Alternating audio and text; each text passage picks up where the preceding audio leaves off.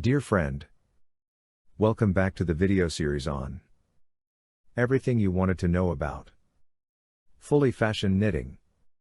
In the last video, we discussed how to make a simple and small device to calibrate all systems of a machine and every machine to knit the same stitch quality on a production floor. In this video, we will discuss if waxing really helps to reduce the occurrence of mendings on a flatbed knitting machine.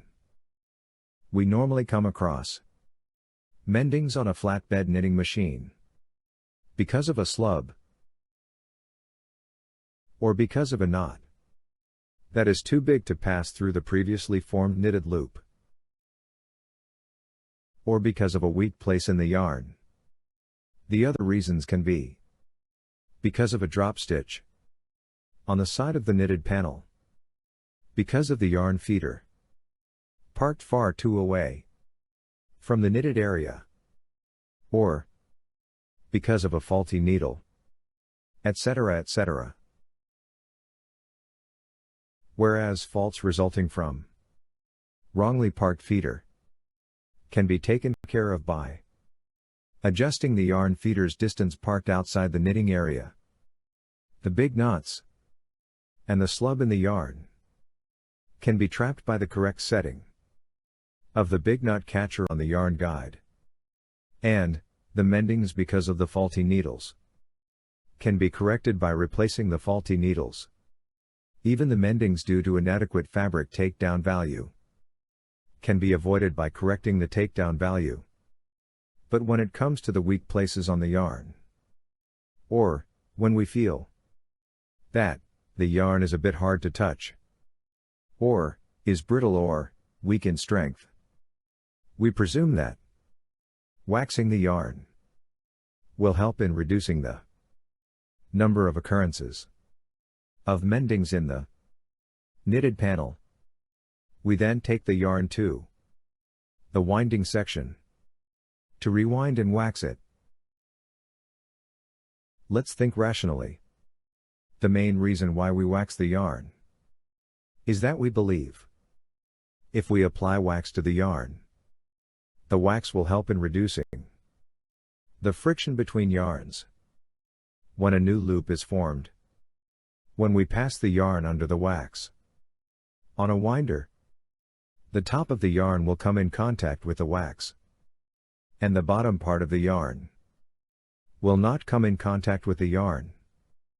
This means about 1/3 of the yarn circumference will be waxed, whereas the rest 2/3 of the yarn will not have any wax on this part of its surface, as the wax cannot be applied to the complete circumference of the yarn while waxing on a cone winder.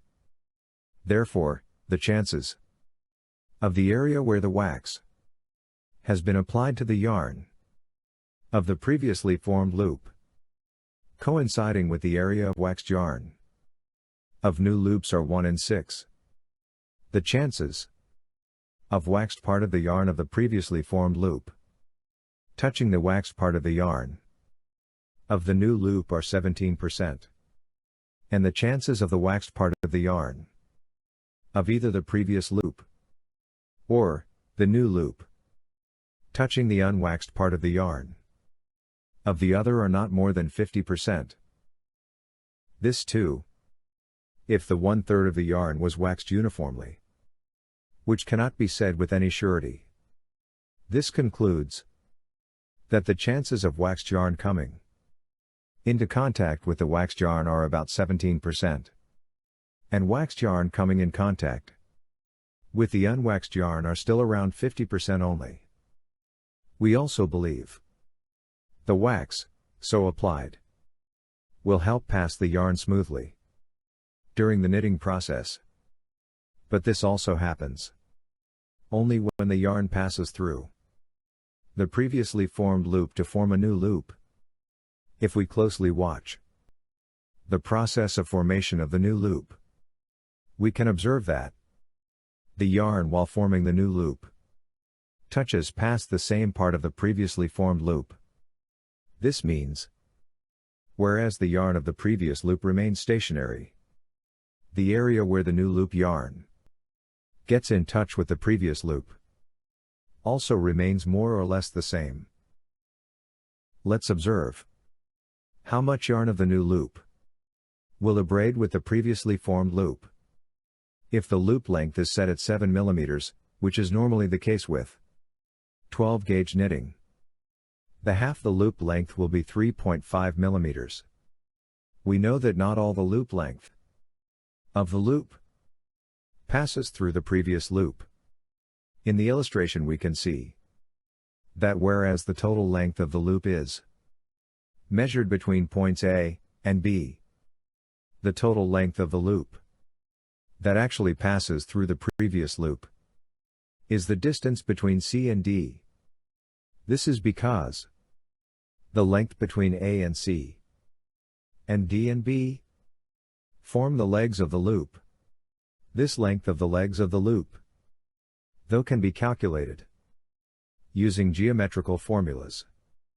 But in our study, we can safely assume this length to be half a millimeter. If the total loop length is 7 mm, half of it becomes 3.5 mm, and if we remove the length of the legs of the loop, the total length that passes through the old or previously formed loop becomes 6 mm. And as this length abrades with the two halves of the previous loop, the total length that abrades the previous loop is not more than 3 mm.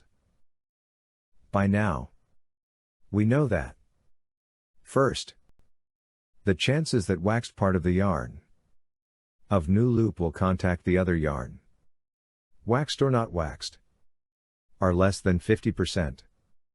And second, that the yarn length that rubs with the previously formed loop is less than 3 mm.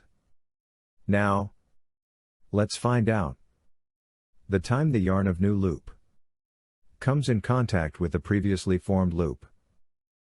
The complete cycle of the loop formation starts from the time when the needle holding the previously formed loop starts moving up till the time it forms the loop and comes to rest again. The needle gets raised to a point when its latch clears the previously formed loop. The yarn is then fed to the hook of the needle by the yarn feeder. The downward movement of the needle starts. It first clears the formerly formed and held loop over its hook. It then pulls the new yarn through the bends of the previously formed loop to form a new loop.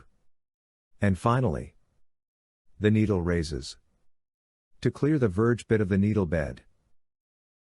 During the cycle, the yarn of the new loop comes in contact with the yarn of the previously formed loop only when the yarn is pulled through the previously formed loop, while the carriage moves for a distance as marked by the blue box in the illustration. This distance, though, is less than 1 centimeter.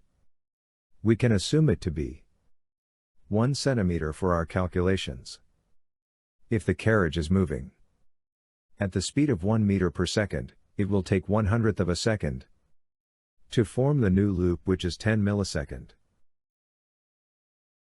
Is it worth to wax the yarn to facilitate the movement of the yarn that measures less than 3 mm during the new loop formation, with a probability of around 50%, or less that the waxed part will actually be contacted at all, and that too for a period of 10 milliseconds? If you ask me, I will certainly refrain from waxing the yarn, as in the process the chances of cone package density becoming higher are more. I would like to get the settings of the yarn guide, the feeder distance, the fabric takedown right first, and Then make a softer package. We'll discuss about how a softer package will reduce mendings in my next video. Wait for my next video on the role of package density in reducing the mending in flatbed knitting. For more detailed information, you may go through my book on fully fashioned sweater manufacturing. A Guide to Fully Fashioned Sweater Manufacturing. Published by Woodhead Publishing India Private Limited. The book is available in leading bookstores in almost all countries around the world. It is also available on Amazon.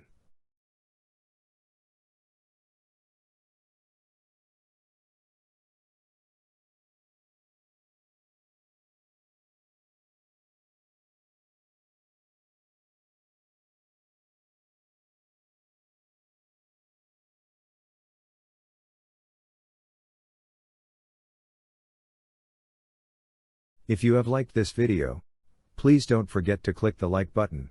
And, if you have found this video useful, please share this video as much as you can with your friends and colleagues. If you have not yet subscribed to this channel, please do not forget to subscribe to the channel. By subscribing the channel you will automatically get notification of the next uploaded videos. Thanks for watching.